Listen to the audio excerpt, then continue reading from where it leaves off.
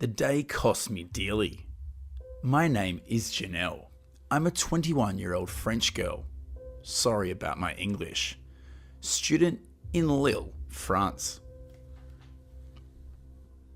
Tired of not finding true love, I decided to lose my virginity with my best friend. Then I found a fantastic sex friend with which I get along wonderfully on all levels.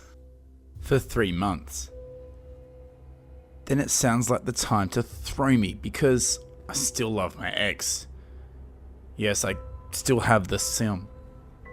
I'm a little fragile and I make my first suicide attempt, and I go to the emergency ward and then the mental hospital.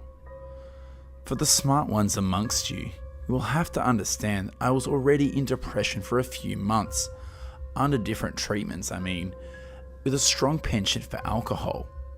To complete this auto self-destruction, what better way than dating apps?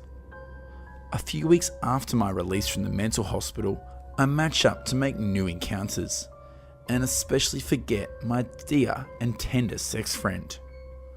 I always meet the guys at home for a first date because I have zero experience, and that's what I did for my very first date. One fine day comes when I match a guy. Let's call him Matthew. Matthew is not very beautiful and has a few extra pounds, but I'm not Beyonce either, so I match. We laugh a little, we have some common tastes, and especially he smokes weed, so I thought, perfect plan, to smoke some joints. He gives me some personal information like his address, no idea if it's the real one, and his job, or rather his old job. He just got fired. Work or not work, I don't care. I don't want to spend my life with him anyway. I explained to him that I am fragile and that I had just come out of a kind of mental clinic, that I am depressed and blah blah blah. It's all for the sole purpose of making him understand that you can't play with me. I also tell him that I am looking for a sex session, but still with discussion, complicity and hugs, and not just a shot in 20 minutes and then it's done. He assures me that that's what he's looking for too, and that he is actually very cuddly. Perfect. After only 1 or 2 days of discussion, we'd agree on a date, a mojito party at my house, and he brings me some joints. Matthew arrives and he's really not cute. Even worse than in the photos. He has a dirty look, like greasy hair and a stained t-shirt. His style looks like a teenager, despite him being 26 years old. In short, I'm far from wetting my panties, but I desperately need company. I offer to make him the drinks while I choose a film on television. He runs and passes on the kitchen side to prepare 2 mojitos before joining me on the sofa. We talk for a bit. He is not very smart or very interesting. I drown in my drink, hoping to animate the party alone. And this is a 3-day blackout.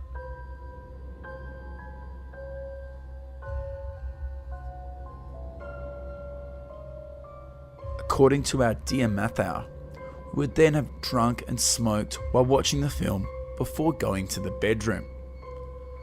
I vaguely remember being naked on my bed and seeing him dressed above me, looking at me before turning his heels and slamming the door. My phone is not charging. The alarm clock is not ringing. I am away for a work group appointment, so my friends are worried and call me. They can't contact me, so they contact my sister. But when she calls me, it also goes to voicemail. The girls come down to my house and ring again and again, but no answer. They call the fireman, who manages to open the bottom door, but not the door to my apartment. They knock on the door calling me, and I end up opening the door. Dressed in a blanket to hide my nakedness, I look at them with incomprehension. The firemen conclude that I'm hungover, while my friends help me get dressed. They also think that I drank too much. They notice that my body is covered with yellow betadine on my arms, legs and stomach. I told them that I burned my arm yesterday and that I wanted to heal myself. But there are no signs of a burn or anything on my arm.